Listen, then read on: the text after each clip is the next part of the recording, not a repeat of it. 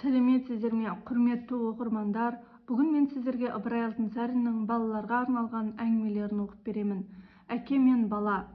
Бір адам 10 жасар баласын ертіп егіннен жаяу келе жатса, жолда қалған аттың бір ескі тағасын көріп баласын айтты: "Анау тағаны балам ала жүр" деп. Бала әкесіне: "Сынып қалған ескі тағаны алып неғылайын" деді. Әкесі үндемеді. Тағаны өзі иіліп алды да жүре берді. Қаланың шетінде темірші ұсталар бар екен. Соған жеткен соң әкесі қайырылып манағы тағаны соларға 3 тиынға сатады. Онан біраз жер өткен соң шие сатып отырғандардан ол 3 тиынға бір талай шие сатып алады. Сонымен шиені орамалына түйіп, шетінен өзі бір-бірлеп алып жеп, баласына қарамай аяңдап жүре береді. Біраз жер өткен соң әкесінің қолынан бір шие жерге түседі.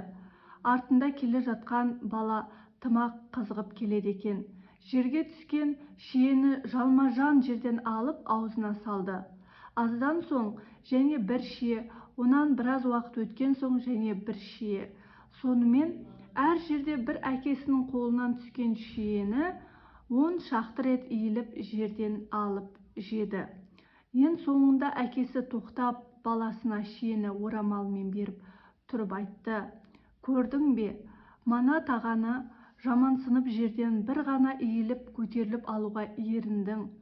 Енді сол таға алған шиенің жерге түскенін аламын деп бір еңкеудің орнына 10 еңкейдің. Мұнан былай есіңде болсын, аз жұмысты қиынсынсаң, көп жұмысқа тап боласың. Азға қанағат ете білмесең, көптен де құр қаласың" деді.